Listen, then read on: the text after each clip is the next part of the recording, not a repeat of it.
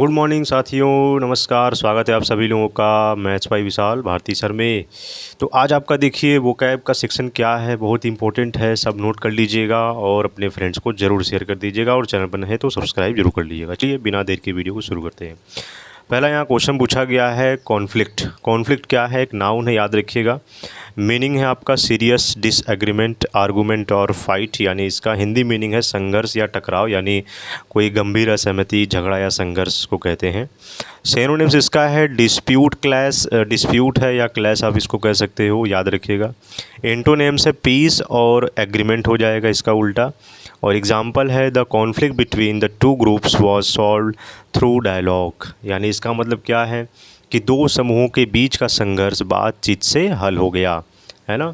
इसके बाद है सब्सटेंशियल। सब्सटेंशियल क्या है? एक एडजेक्टिव है, मीनिंग है लार्ज इन अमाउंट, वैल्यू या साइज और इम्पोर्टेंस, यानी काफ़ी बड़ा या महत्वपूर्ण इसका हिंदी मीनिंग होता है ना। या और इसका सिनोनिम्स है सिग्निफिकेंट या कंसिडरेबल और एंटोनिम्स है माइनर या इनसिग्निफिकेंट। एग्जाम्पल इसका कर दीजिए the new policy brought substantial relief to poor families, यानी नई नीति से गरीब परिवारों को काफ़ी राहत मिली, है ना। और इसका यूज़ हम कहाँ पर कर सकते हैं? जब किसी चीज़ की मात्रा या महत्व ज़्यादा हो तब हम इसका प्रयोग करते हैं। और कॉन्फ्लिक्ट का मैंने बताना भूल गया, ये कॉन्फ्लिक्ट का यूज़ हम वहाँ करेंगे जब झगड़े या विवाद की बात हो, तब इसका हम प्रयोग करते हैं। इसके बाद देखिए क्या है यहाँ पर,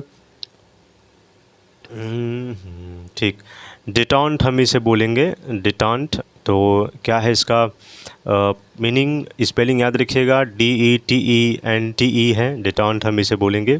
और मीनिंग है an improvement in relations between countries that were earlier unfriendly, यानी तनाव में कमी या संबंधों में नरमी हम इसे कहेंगे। सिनोनिम्स इसका हो जाएगा ईजिंग या रिकॉन्क्लिएशंस, और इसका उल्टा कर दीजिए एंटोनिम्स हॉस्टिलिटी या टेंशन हो जाएगा, ठीक है।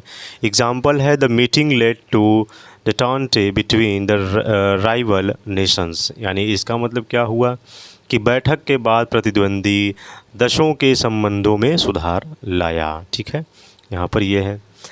और इसका यूज़ हम कहाँ पर करेंगे? जब देशों या लोगों के बीच तनाव कम होने की बात हो तब हम इसका प्रयोग करते हैं, ठीक है। और डिटेंटे एक नाउन है, याद रखिएगा। इसके बाद है 14 रिस्ट्रिक्शंस। रिस्ट्रिक्शंस है प्लूरल नाउन, मीनिंग क्या हो जाएगा?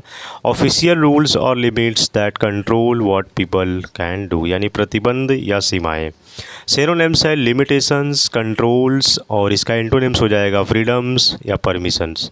एग्जाम्पल है the authorities removed restrictions on travel after the situations improved. Okay, तो इसका एग्जाम्पल का क्या है देखिए मीनिंग, कि स्थिति सुधरने के बाद अधिकारियों ने यात्रा पर लगी पाबंदियां हटा दी। तो यहाँ पर रिस्ट्रिक्शंस वर्ड पाबंदियां ही होता है, तो वो प्रतिबंध या सीमाएं जहाँ पर हटाया गया है।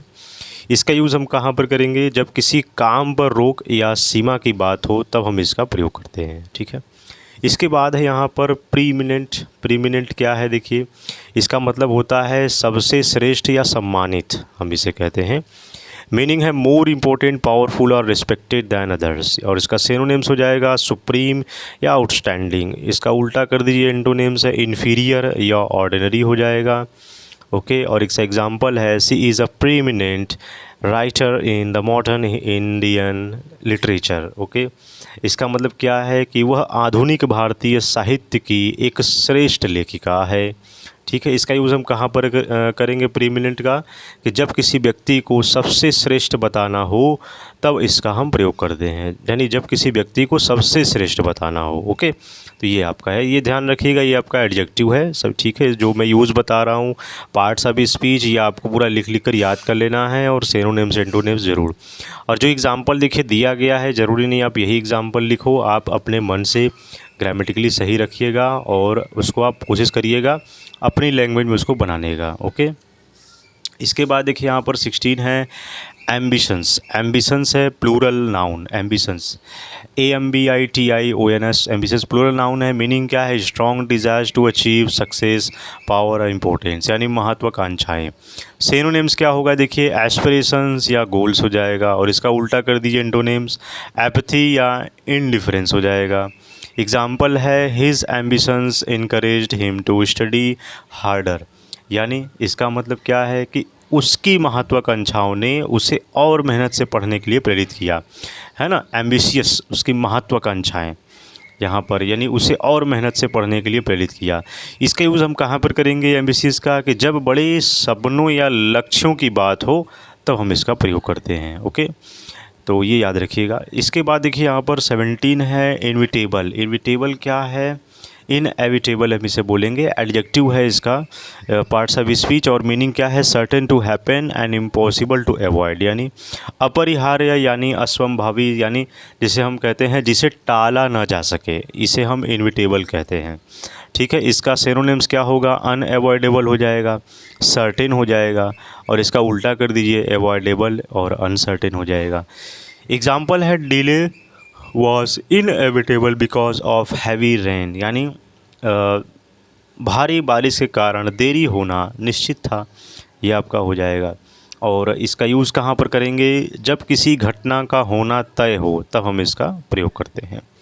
इसके बाद है यहाँ पर सिग्निफिकेंस। सिग्निफिकेंस नाउन है, याद रखिएगा। मीनिंग है इम्पोर्टेंस और स्पेशल मीनिंग, यानी इसका मतलब होता है महत्व, है ना, या कोई विशेष अर्थ के लिए जब कोई प्रयोग हो तो सिग्निफिकेंस हमें कहते हैं।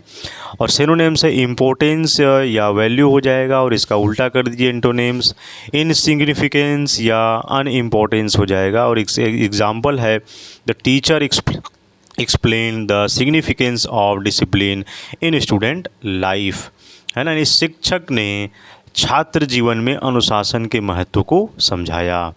यूज़ हम कहाँ पर करेंगे? जब किसी चीज़ के महत्व की बात हो तब इसका हम प्रयोग करते हैं। ओके, इसके बाद है नेविगेट। नेविगेट क्या है? वर्ब है, याद रखिए, और मीनिंग है to find a way through a difficult situation और डील विथ इट सक्सेसफुल, यानी कठिन स्थिति से रास्ता निकालना या संभालना। एग्जाम्पल है इसका, a good leader can navigate a team through difficult times. ठीक है, इसका सिनोनिम्स मैं लिखना भूल गया था, तो उसको बाद में बता दूंगा मैं। इसके बाद देखिए क्या है, हाँ, इसका नेविगेट का यूज़ हम कहाँ पर करेंगे कि जब कठिन परिस्थिति को संभालने की बात हो तब हम इसका प्रयोग करते हैं। ओके, इसके बाद है डिप्लोमेसी। डिप्लोमेसी एक नाउन है, देखिए याद रखिएगा। क्या होता है इसका मीनिंग? द स्किल और practice of managing relations between countries और पीपल केयरफुली, यानी कूटनीति जिसे हम हिंदी में कहते हैं, है ना, यानी संबंधों को समझदारी से संभालने की कला, यानी कोई संबंध है तो उसको समझदारी से संभालने की कला होती है, तो इसको हम डिप्लोमेसी कहते हैं। ओके, सिनोनिम्स है नेगोशिएशन, नेगोशिएशन है, टैक्ट है, या इसका उल्टा कर दीजिए हॉस्टिलिटी हो जाएगा, एग्रेशन हो जाएगा। ठीक है, एग्जाम्पल है diplomacy helped prevent a serious dispute between the to countries. ठीक है, ये याद रखिएगा। इसका यूज़ हम कहाँ पर करेंगे? जब समझदारी और शांति से संबंध संभालने की बात हो तब हम इसका प्रयोग करते हैं।